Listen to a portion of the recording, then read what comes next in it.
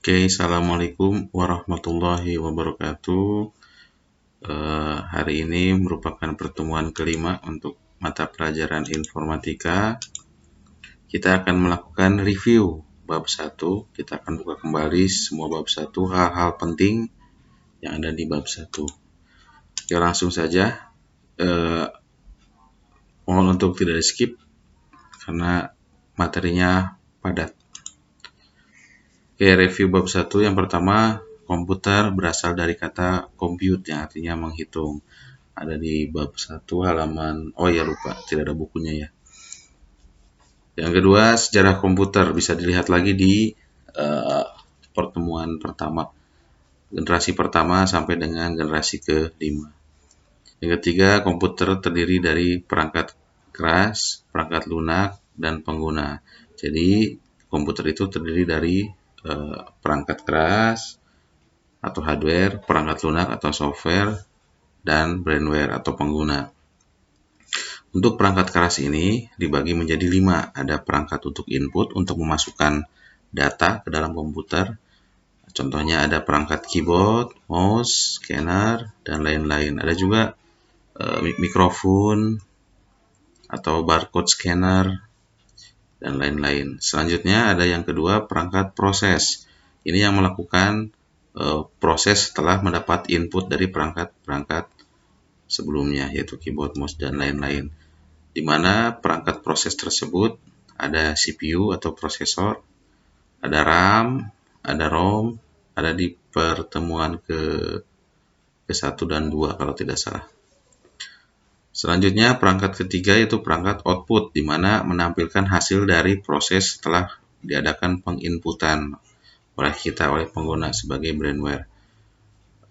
Perangkatnya contohnya itu monitor, printer, speaker, dan lain-lain. Yang keempat ada perangkat penyimpanan, di mana perangkat ini digunakan untuk menyimpan hasil dari pemrosesan. Ada hard disk, ada flash disk. Yang kelima ada perangkat tambahan, ada modem, ada sound card. Perangkat tambahan ini atau biasa disebut peripheral, ini perangkat yang sebenarnya tanpa ini pun komputer akan berjalan. Walaupun akhirnya tanpa modem kita tidak bisa terkoneksi ke internet, tapi komputer tetap menyala, tetap bisa digunakan. Selanjutnya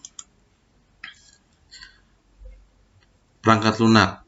Tadi perangkat keras, sekarang perangkat lunak.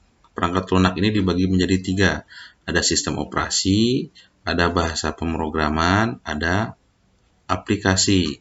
Untuk sistem operasi, contohnya ada Windows dari Microsoft, ada iOS dari Apple, ada Android dikembangkan oleh Google, ada Linux yang sekarang di mana-mana sudah digunakan, di mana pendirinya itu Linus Torvalds namanya. Selanjutnya ada bahasa pemrograman. Bahasa pemrograman ini ada contohnya Java, C++, PHP, Visual Basic, dan lain-lain. Orang yang menggunakan bahasa pemrograman ini disebut dengan programmer. Selanjutnya ada aplikasi. Ini yang biasa kita gunakan sehari-hari. Ada Microsoft Word, ada WhatsApp, ada Adobe Photoshop, ada VLF Media Player. Nah, dari ketiga ini yang paling utama ini sistem operasi.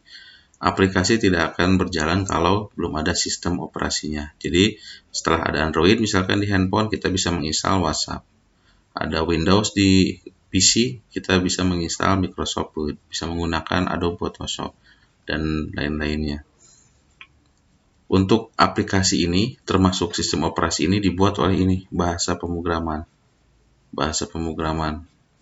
Orang yang membuatnya seperti tadi dijelaskan adalah programmer, di mana programmer itu termasuk ke dalam komponen komputer yang ketiga, yaitu brainware, pengguna, di mana pengguna itu dibagi menjadi 3. Yang pertama ada programmer, yang kedua ada administrator, yang ketiga ada operator.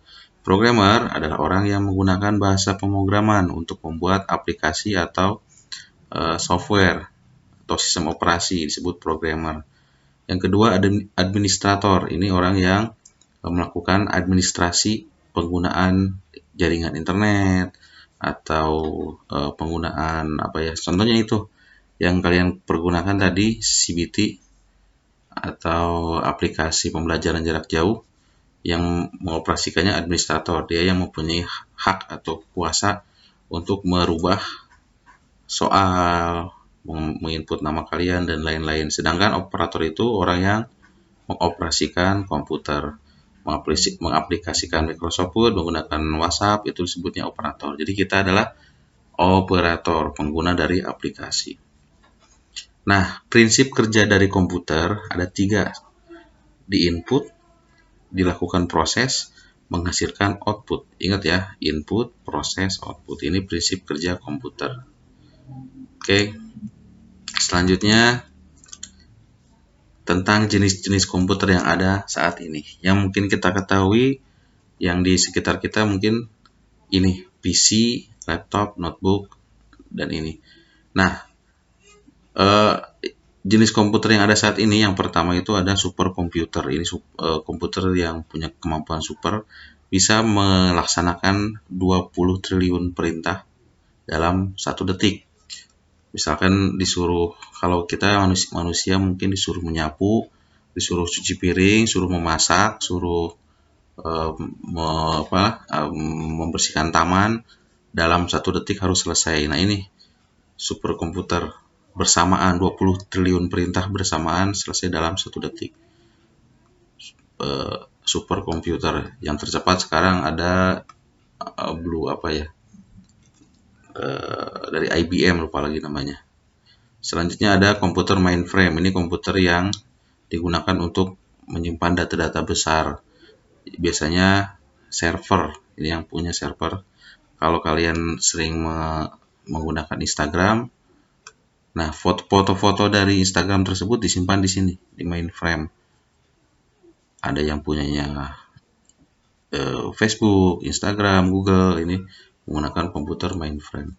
Selanjutnya ada mini komputer, komputer yang digunakan khusus untuk pekerjaan tertentu saja. Misalkan kasir yang hanya membaca barcode dari barang yang dibeli, dia tidak digunakan untuk hal-hal lain, tidak untuk main game dan yang lain-lain. Selanjutnya ada personal komputer, ini yang biasa kita sebut PC, komputer yang ada di rumah sehari-hari gitu, personal komputer.